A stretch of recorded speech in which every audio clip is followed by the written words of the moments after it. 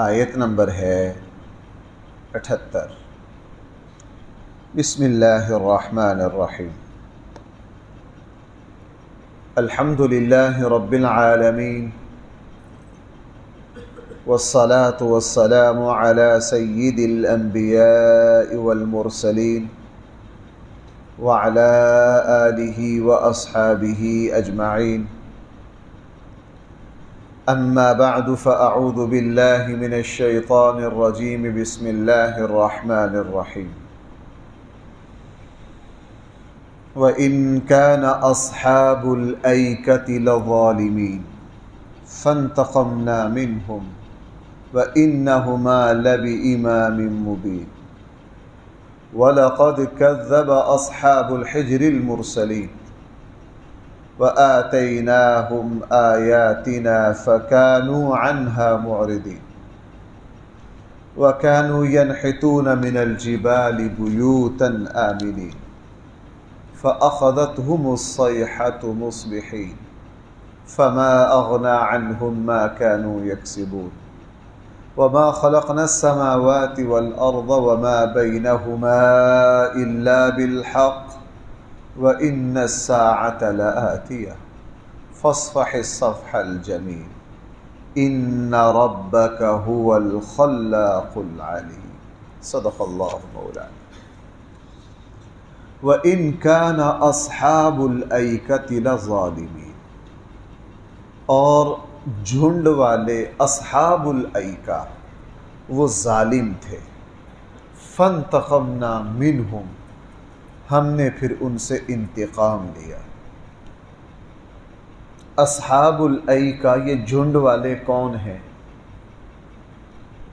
مفسرین کی رائے یہ ہے کہ اصحاب الایکہ اور قوم مدین ایک ہی ہیں۔ بعض اہل علم نے فرمایا نہیں، اصحاب مدین اور اصحاب الایکہ، قوم مدین اور اصحاب الایکہ دو الگ الگ قومیں۔ ہاں، اس پر اتفاق ہے کہ یہ ایک ہی ہوں یا دونوں ہوں، ان کی طرف جو نبی اللہ تعالیٰ کی طرف سے آئے ہیں وہ حضرت شعیب علیہ السلام، اور حضرت شعیب علیہ السلام کا زمانہ تقریباً حضرت موسیٰ علیہ السلام کا زمانہ بنتا ہے۔ حضرت شعیب علیہ السلام بڑے ہیں، موسیٰ علیہ السلام عمر میں چھوٹے ہیں۔ تو ان لوگوں کا جرم کیا تھا جو اصل ہمارا مقصد ہے؟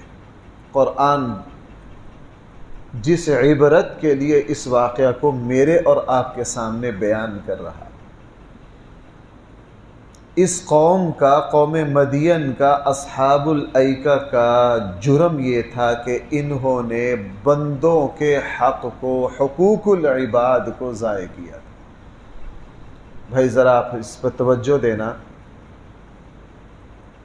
قرآن نے جتنی قوموں کی تباہی کا ذکر کیا ہے ان میں سے اکثر قومیں وہ ہیں جنہوں نے اللہ کے حق کو ضائع کیا، شرک کیا، کفر کیا، اللہ تعالیٰ کی کتاب کو ماننے سے انکار کر دیا۔ اس قوم کے یہ جرم بھی تھے، لیکن غلبہ جو تھا وہ بندوں کے حق کو ضائع کرنا تھا، ظلم تھا۔ یہ طرح طرح کی بےایمانیاں کرتے۔ اس سے پتہ یہ چلا کہ حقوق العباد کو جو بندہ پامال کرتا ہے وہ بھی اللہ کی پکڑ اور عذاب کا شکار ہو جاتا ہے۔ یہ کیا کرتے؟ اللہ تعالیٰ نے ان کے شہر کو تجارتی طور پر مرکز بنایا تھا، یہ ایک تجارتی منڈی تھی ان کا علاقہ۔ یہ طرح طرح کی بےایمانیاں کرتے، ناپ تول میں کمی کرتے۔ اس زمانے میں سونا چاندی کا سکہ ہوتا، بے ایمانی اور بدماشی کر کے اس کے کنارے توڑ لیتے۔ ان کے شہر کو آنے والے جو راستے تھے ان پر ان کے نمائندے بیٹھے ہوتے، جب دور دور سے لوگ تجارتی مال لے کر آ رہے ہوتے ان کو پوچھتے، بھائی منڈی میں جا رہے ہو جی، کیا چیز ہے جی، فلاں چیز کیا ریٹ بیچنی ہے جی، یہ اوہو شہر میں تو بھائی ریٹ ٹوٹ گیا، اب تو وہ ریٹ نہیں ہے۔ ذمہ داروں کو، کاشتکاروں کو ورغلاتے، وہ زمانہ پرانا زمانہ تھا، اس زمانے میں کوئی ٹیلی فون کا تو دور تھا نہیں۔ اب ذمہ دار کہتا میں نے پیدل اس کو لے کر جانا ہے، اپنے اونٹ پر لے کر جانا ہے، آگے 70 کلومیٹر ہے، مجھے 3 دن مزید لگ جانے۔ ان کی باتوں پر اعتبار کرتے، یہ جھوٹ سچ بول کے کم قیمت پر ان سے مال لے لیتے، پھر دور دور سے مسافر آتے ان کے پیسے دبا لیتے، بے ایمانی کرتے۔ تو ان سب چیزوں کا تعلق حقوق العباد کی پامالی سے، اور پھر اللہ تعالیٰ کا بھائی ان پر عذاب ہے۔ قرآن یہاں الفاظ بہت جلال والے بولا، فانتقمنا منہم، ہم نے پھر ان سے کیا لیا؟ انتقام لیا، اور اللہ جس سے انتقام لے اس کو کون بچا سکتا ہے؟ اس لیے بھائیو، حقوق العباد پر بڑی نظر رہے۔ ایک مسلمان اس وقت تک مسلمان کہلانے کا حقدار نہیں بن سکتا جب تک وہ بندوں کے حق کو ادا نہ کرے۔ ہمارے یہاں اس میں افراط و تفریط پایا جاتا ہے۔ کچھ لوگ یہ کہتے ہیں کہ اصل اللہ کا حق ہے، وہ اسی غلطی کا شکار ہو جاتے ہیں کہ وہ بندوں کے حق کی کوئی پرواہ نہیں کرتے۔ ان کی حقوق اللہ پر نظر رہتی ہے، بندوں کے حق پر کوئی نظر نہیں۔ ان کی نمازیں، تہجد، ذکر و اذکار، قرآن کی تلاوت، یہ سارا کچھ بالکل ٹھیک ہے، لیکن ان کی اس پر نظر نہیں، میں نے گھر کی ذمہ داریوں کو بھی ادا کرنا ہے، میرے اوپر بیوی کا بھی حق ہے، میرے اوپر بچوں کا بھی حق ہے، وہ اس کی کوئی پرواہ نہیں کرتے۔ یاد رکھیے ایسے لوگ ہرگز دیندار نہیں، ایسے لوگ ہرگز دیندار نہیں ہیں۔ ہم اس نبی کو ماننے والے ہیں جو عالمی نبی ہے، بین الاقوامی نبی ہے، قیامت تک کے لیے نبی ہے، لیکن وہ حقوق العباد کی، بندوں کے حق کی، چھوٹی چھوٹی باتوں کی بھی رعایت کر رہے ہیں۔ اتنی احتیاط کہ اس ہستی کی 9 بیویاں ہیں۔ حضرت ام سلمہ سے رضی اللہ عنہا سے نکاح کیا، 2 راتیں قیام فرما کے تیسرے دن کہا ام سلمہ میری اور بھی بیویاں، اگر تم چاہتی ہو میں 1 رات تمہارے پاس مزید ٹھہروں، پھر میں سب کے پاس 3 راتیں ٹھہروں گا۔ حقوق العباد کی اتنی رعایت اللہ تعالیٰ نے سورہ احزاب میں فرما بھی دیا کہ بیویوں کی باری آپ کی امت کے لیے تو ضروری ہے، آپ پر ضروری نہیں ہے۔ چھوٹ بھی دے دی، لیکن اس چھوٹ سے کبھی بھی فائدہ نہیں اٹھایا۔ نبی کریم صلی اللہ علیہ وسلم کی زندگی میں حقوق العباد کی ایسی چھوٹی سے چھوٹی باتوں کی رعایت ہے۔ وہ مشہور واقعہ آپ نے سنا ہوگا کہ یوں مجلس لگی ہوئی تھی، احادیث میں ہے، غالباً صحیح مسلم میں بھی ہے، کہ رسول اللہ صلی اللہ علیہ وسلم نے پانی پینے کے بعد، سنت آپ کی یہ تھی کہ جو دائیں طرف ہوتا ہے آپ علیہ الصلوۃ والسلام اپنا بچا ہوا پانی اسے دیتے، لیکن آج ایسا ہوا کہ دائیں طرف ایک نوجوان لڑکے ہیں حضرت عبداللہ ابن عباس، اور بائیں طرف قوم کے سردار سیدنا صدیق اکبر ہیں۔ خود صدیق اکبر اور حضرت عبداللہ ابن عباس میں بھی باپ بیٹے کا فرق ہے۔ اب اللہ کے نبی نے دیکھا کہ دینا تو بائیں طرف والے کو چاہیے، لیکن یہ بچہ ہے، ادھر دائیں طرف بیٹھنے والے قوم کے سردار ہیں۔ رسول اللہ صلی اللہ علیہ وسلم نے حضرت عبداللہ ابن عباس سے اجازت مانگی کہ میں تمہارا جوٹا ان کو دے دوں۔ آپ علیہ الصلاۃ والسلام کی زندگی میں نے عرض کیا حقوق العباد کی ایسی چھوٹی چھوٹی مثالیں ہیں۔ بھائیوں میں آپ سے یہ عرض کرنا چاہتا ہوں، ہرگز وہ مومن، وہ مسلمان اپنے آپ کو مسلمان کہلانے کا حق نہیں رکھتا جس کی عبادات پر توجہ ہے، حقوق العباد پر توجہ نہیں۔ ہاں، بہت بڑا طبقہ وہ ہے، یہ جن کا میں نے پہلے ذکر کیا یہ تھوڑے ہیں، مسلمانوں کی اکثریت وہ ہے جو کہتی ہے نہیں بس بندوں کے حق پورے ہونے چاہیے، اللہ کے حق کی کوئی پرواہ نہیں۔ بھائی کل قیامت والے دن مسلمان کا سب سے پہلے حساب کس چیز کا لیا جائے گا؟ تو نماز بندوں کا حق ہے یا اللہ کا حق؟ میں نے ایک مرتبہ یہاں ڈسکا میں کچھ دوست ہیں، وہ کوئی رفاہی کام کرتے ہیں، مجھے انہوں نے کچھ غرباء کو کچھ دلوانے کے لیے میرے ہاتھ سے مجھے دعوت دی۔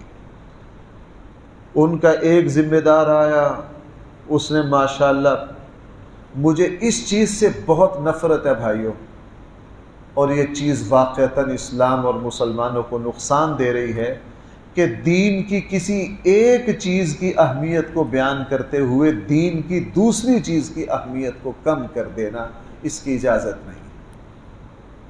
اب انہوں نے کہا جناب اگر غریبوں کا خیال نہیں کرو گے، یہ نہیں کرو گے، یہ نہیں کرو گے، تہاڈی تجدہ اتھے رہ جان گیا، تمہاری نمازیں کچھ نہیں کریں گی، فلاں نہیں کریں گی، فلاں نہیں کریں گی۔ انہوں نے دوسرے آئے وہ، تیسرے آئے وہ، چوتھے آئے وہ، اس کے بعد مجھ سے انہوں نے دعا کروانی تھی، اور ایسے موقع پر میں بھی تھوڑا سا بے وقوف واقع ہوا ہوں، تو میں نے کہا بھائی دعا تو پہلے میں بعد میں کرواؤں گا، پہلے آپ حضرات نے جو 4 تقریریں کی ہیں اس کی تصحیح کر لیجئے۔ تمہیں کس نے کہا ہے، تمہیں کس نے کہا ہے کہ اگر یوں نہیں کرو گے تو تمہاری نمازیں فلاں چیزیں کام نہیں آئیں گی؟ آپ نے حضور کا وہ ارشاد نہیں سنا سب سے پہلے نماز کا حساب ہونا ہے؟ تم جتنے مرضی رفاہی کام کر لو، اگر نماز نہیں پڑھتے ہو تو یہ رفاہی کام کہاں جائیں؟ تم جتنے مرضی کام کر لو، حج فرض ہے نہیں کیا، زکوٰۃ فرض ہے، یہ تم نے کیا طریقہ اپنایا کہ دین کا ایک کام تم کر رہے ہو، اس کی اہمیت پر اتنا لگو کہ دوسرے کی نفی کر دو۔ مسلمانوں کا یہی بڑا غرق ہے، جو جہاں لگا ہوا ہے بس وہ اسی کی اہمیت سے واقف ہے، باقی دین کا انکار کر دیتا ہے، باقی دین کا بھائی کیا کر دیتا ہے؟ انکار کر دیتا ہے۔ مسلمانوں میں یہ افراط و تفریط بہت زیادہ ہے۔ بات یہاں سے چلی تھی کہ حقوق العباد کی رعایت کرنا۔ نبی کریم صلی اللہ علیہ وسلم، میں نے عرض کیا اتنی بڑی پہاڑوں سے زیادہ، زمین سے آسمان سے زیادہ وزنی ذمہ داریاں کندھوں پر ہونے کے باوجود بھی نبی کریم صلی اللہ علیہ وسلم بندوں کے چھوٹے سے چھوٹے حق کی رعایت کرتے۔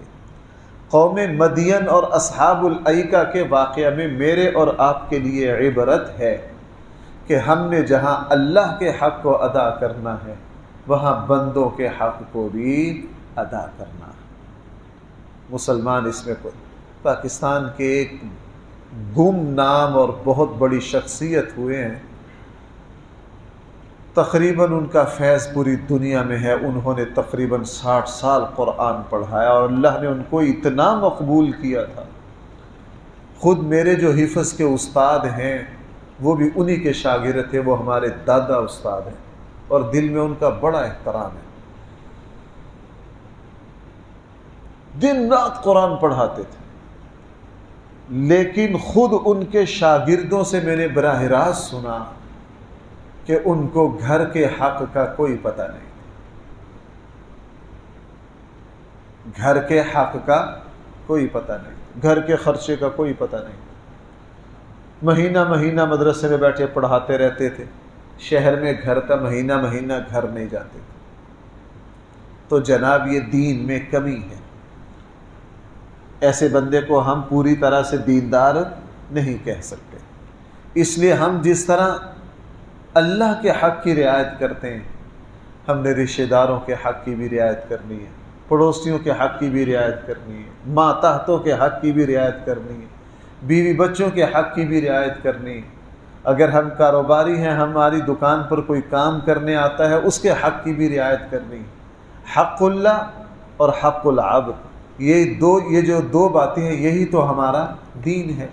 اس قوم پر اللہ کا عذاب آیا، انہوں نے بندوں کے حق کو پامال کیا، جس طرح آج کل ہماری مارکیٹوں میں، ہمارے بازاروں میں بندوں کا حق پامال ہو رہا ہے۔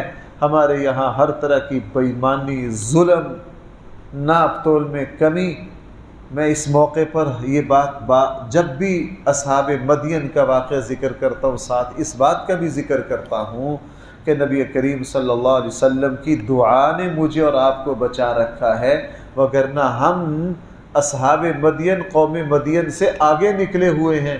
وہ تو رسول اللہ صلی اللہ علیہ وسلم اللہ سے فریاد کرتے رہے، اے میرے اللہ میری قوم پر اکٹھا عذاب نہ آئے۔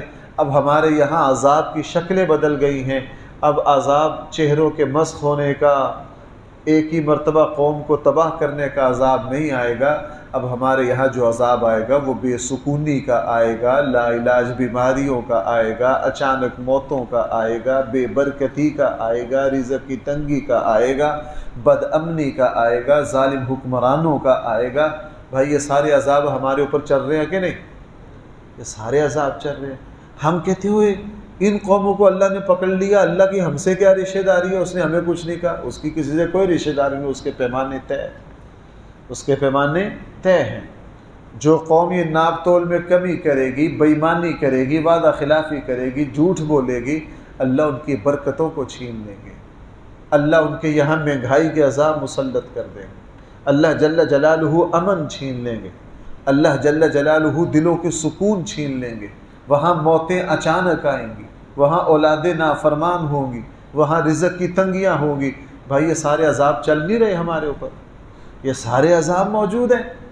کیوں موجود ہیں؟ ہمارے بازار میں انصاف، کسی بھی شعبے میں کوئی کام لے لیجئے۔ ابھی چند دن پہلے مجھ سے میں ایک جگہ میرا بیان تھا تو وہ صاحب کہہ رہے تھے مفتی صاحب یہ میں نے کاریگر لگا رکھے ہیں مسجد میں، وہ مسجد بنا رہے ہیں اور کہتے ہیں نماز بھی پڑھتے ہیں، سارا کچھ کرتے ہیں، لیکن موجود رہیں کام کرتے ہیں، موجود نہ رہیں تو پورے دن میں 4 اینٹیں لگاتے ہیں۔ میں نے دیکھا ہے کہ جتنا مشکل کام مستری اور مزدور کا ہے شاید کسی کا اتنا مشکل نہ ہو۔ اتنی مشقت کے باوجود بھی اگر کسی مستری اور مزدور کی کسی راجگیر کی روٹی پوری نہیں پڑتی تو وہ اس پر توجہ دے کہ وہ بے ایمانی کر رہا۔ اللہ تعالیٰ بے انصافی نہیں کرتے۔ گرمی میں دن میں صبح 8 بجے سے لے کے شام 5 بجے تک کولو کے بیل کی طرح اگر ایک مسلمان اتنی محنت کرتا ہے اس کے رزق میں پھر بھی برکت نہیں ہے تو بھائی وہ توجہ کرے اس پر، وہ بے ایمانی کر رہا ہے۔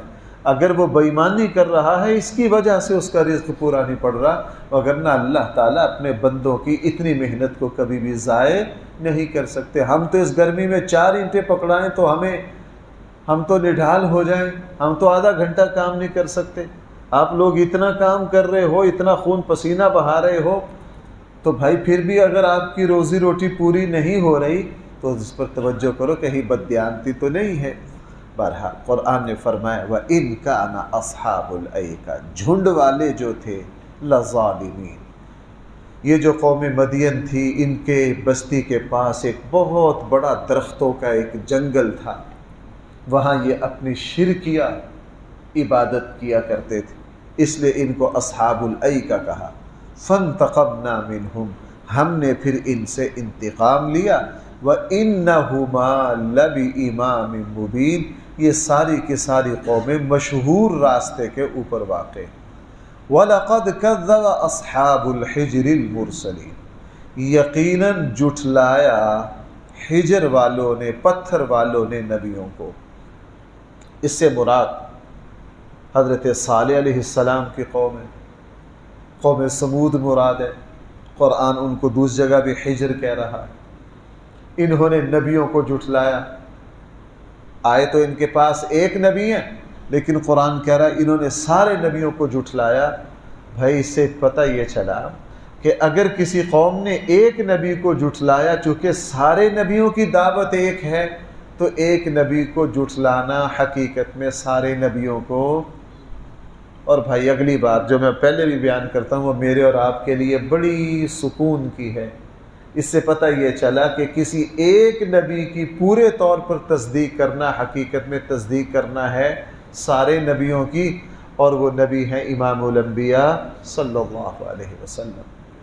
ہم جب اپنے آقا صلی اللہ علیہ وسلم پر پوری طرح ایمان لاتے ہیں تو بھائی ہم 1,24,000 نبیوں پر ایمان لاتے ہیں، چونکہ ہمارے آقا صلی اللہ علیہ وسلم کا دین جو ہے یہ سارے دینوں کا مجموعہ ہے۔ بھائی آپ حضرات کا کیا خیال ہے، اسلام میں حضرت عیسیٰ علیہ السلام کی توہین کی اجازت ہے؟ اگر کوئی حضرت عیسیٰ کی توہین کرے دائرہ اسلام سے خارج ہو جائے گا کہ نہیں؟ دائرہ اسلام سے خارج ہو جائے گا۔ حضرت موسیٰ کسی نبی کی، آپ چلو عام زبان میں کہہ لیجئے عیسائیوں کے نبی کی، یہودیوں کے نبی کی، بلکہ ہمارا دعویٰ تو یہ ہے اور ہم اپنے دعوے میں 100% سچے ہیں کہ یہودی اپنے نبی کو اتنا نہیں مانتے جتنا ہم مانتے، عیسائی اپنے نبی کو اتنا نہیں مانتے جتنا۔ میں نے ایک جگہ اس طرح کے ایک مشترکہ سے، وہاں تمام مذاہب کے لوگ تھے، یہ بات کہی تو جو دوسرے مذہب کے لوگ تھے جو عیسائی آئے وہ ناراض ہو گئے۔ انہوں نے کہا جناب آپ نے یہ کیا کہہ دیا؟ میں نے کہا جناب حضرت عیسیٰ علیہ السلام کا تذکرہ، موسیٰ علیہ السلام کا تذکرہ قرآن کریم میں ان کے نام زیادہ ہے نبی کریم صلی اللہ علیہ وسلم سے۔ ہماری تو شاید قرآن کا کوئی پارہ ایسا نہ ہو جس میں موسیٰ علیہ السلام کا ذکر خیر نہ ہو، جس میں حضرت عیسیٰ علیہ السلام کا پاکیزہ تذکرہ نہ ہو۔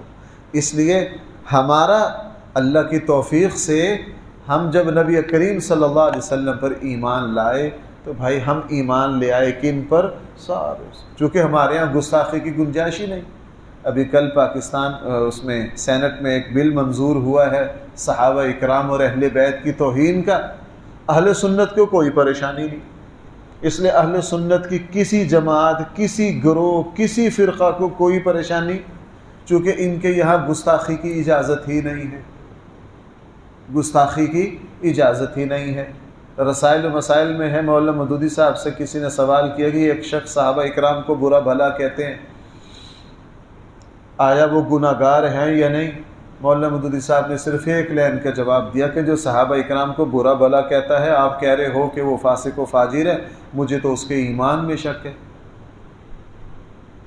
مجھے تو کیا ہے اس کے ایمان میں، چونکہ مومن رسول اللہ صلی اللہ علیہ وسلم کے صحابہ کو برا بھلا، اس لیے یہ بل پیش ہوا، منظور ہو گیا، قانون کا حصہ بن جائے گا، دونوں اداروں سے منظور ہو گیا، صحابہ اکرام اور اہل بیت کو برا بھلا۔ اب اس میں پریشانی ان لوگوں کو ہے جو صحابہ اکرام کو برا کہتے ہیں، پریشانی ان کو ہے۔ اہل سنت والجماعت کی کوئی تنظیم، کوئی گروہ کسی صحابی اور کسی اہل بیت کی توہین کو جائز اللہ کی فضل سے ہوتی بھی نہیں۔ بھئی ہمارے یہاں توبہ نعوذ باللہ حضرت فاطمہ یا حضرت علی حسن و حسین کسی کی توہین کی گنجائش ہے؟ سوال ہی پیدا نہیں ہوتا۔ قانون کا ڈر چور کو ہوتا ہے، بھئی قانون کا ڈر کس کو ہوتا ہے؟ چور کو ہوتا ہے، اور جو بندہ دیانتدار ہے اس کو قانون کی کیا پرواہ۔ بہرحال قرآن کریم نے ارشاد فرمایا وَلَقَدْ كَذَّبَ أَصْحَابُ الْحِجْرِ الْمُرْسَلِينَ، قوم سمود نے نبیوں کو جھٹلایا۔ وَآتَيْنَاهُمْ آيَاتِنَا، ہم نے ان کو اپنی آیات، اپنی نشانیاں دیں، فَكَانُوا عَنْهَا مُعْرِضِينَ، انہوں نے ہماری نشانیوں سے منہ پھیر لیا۔ وَكَانُوا يَنْحِتُونَ مِنَ الْجِبَالِ بُيُوتًا، اور یہ پہاڑوں سے اپنے گھر تراشتے تھے، مزے مزے کے ساتھ، امن کے ساتھ اپنے گھر تراشتے تھے، اور ان کے تراشے ہوئے گھر آج بھی دنیا کا عجوبہ ہے۔ ابن بطوطہ 800 سال پرانا ہے، بھائی 8 مہینے پرانا، 8 سال پرانا، کتنے 100 سال؟ ابن بطوطہ سفر نامے میں لکھ رہا ہے کہ میں جب یہاں گیا تو مجھے یوں لگا جیسے یہ گھر تازہ تازہ ابھی بنے، اور پتھروں پر جو ان کی لکھائیاں ہیں وہ یوں چمک رہی ہیں۔ آج 800 سال گزر گئے، آج بھی جو جاتا ہے وہ وہاں سے جا کے کہتا ہے یار لگتا ہے یہ تو کوئی 15-20 سال پہلے بنے۔ یعنی انہوں نے مٹنا تو کیا تھا، ان کی چمک دھمک کو زمانہ مٹا نہ سکا۔ بعض چیزیں بنی ہوئی ہیں کھنڈرات ہیں، کھنڈرات نہیں، انہوں نے جیسی بنائی تھی صدیاں گزر گئی ویسے ہی کھڑی ہیں۔ اور انہوں نے ایسا کیوں کیا تھا؟ ان سے پہلے قوم عاد پر عذاب آیا تھا طوفان کا۔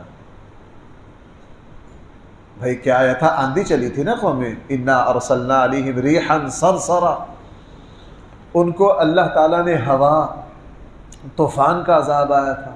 تو انہوں نے اللہ کو چیلنج کیا، انہوں نے کہا پہلی قوم مر گئی، انہوں نے اپنے گھروں کو مضبوط نہیں بنایا تھا، یہ اسی کی شاخ ہے آگے قوم صالح، قوم سمود۔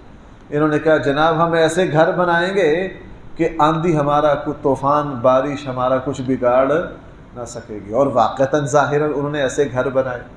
اللہ تعالیٰ نے سورہ حشر میں اللہ تعالیٰ فرما رہے ہیں ہمارے پکڑنے کی اتنی شکلیں ہیں، جب ہم کسی کو پکڑنے پر آتے ہیں تو جو ہمارے نشانے پر ہوتا ہے اس کو سمجھ ہی نہیں آتی۔ اب انہوں نے، اللہ تعالیٰ نے حضرت جبرائیل کو بھیجا، اور یہاں قرآن فرما رہا فَأَخَذَتْهُمُ الصَّيْحَةُ، ان کو ایک چیخ اور ایک کڑک نے پکڑ لیا صبح ہی صبح۔ فَمَا أَغْنَى عَنْهُمْ مَا كَانُوا يَكْسِبُونَ، اور جو کچھ انہوں نے کمایا تھا وہ ان کو کوئی فائدہ نہ دے سکا۔ بھائی قرآن کریم ان قوموں کا ذکر میرے اور آپ کے سامنے اس لیے کر رہا ہے ہم اللہ کی پکڑ سے ڈریں، ہم سب اللہ کی پکڑ سے کیا کریں؟ ڈریں، ہم توبہ استغفار کریں، اور ان قوموں نے جو غلطیاں کی ہم وہ نہ کریں، ہم ان سے عبرت حاصل کریں۔ ہم کیا کریں؟ ان سے عبرت حاصل کریں، نجی طور پر اپنی اپنی زندگی پر نظر ثانی کریں، اپنی اپنی زندگی میں جہاں جہاں کمیاں کوتاہیاں ہیں ان کی تلافی کی کوشش کریں، ان کی تلافی کی کیا کریں؟ جہاں جہاں ہم سب سے اپنے اپنے فرائض کی ادائیگی میں کوتاہی ہو رہی ہے ہم اپنے فرائض کو ادا کریں۔ اللہ تعالیٰ بڑی بڑی قوموں کو بھی پکڑتے ہیں، افراد کو بھی پکڑتے ہیں، اور جب اللہ تعالیٰ کی طرف سے پکڑ کا موقع وقت آ جائے پھر کوئی کسی کو چھڑا نہیں سکتا۔ اللہ تعالیٰ ہم سب کو صحیح فہم عطا فرمائے۔ الحمدللہ رب العالمین، والصلاة والسلام على سید الانبیاء والمرسلین وعلى آلہ واصحابہ اجمعین۔ ربنا آتنا فی الدنیا حسنہ وفی الآخرة حسنہ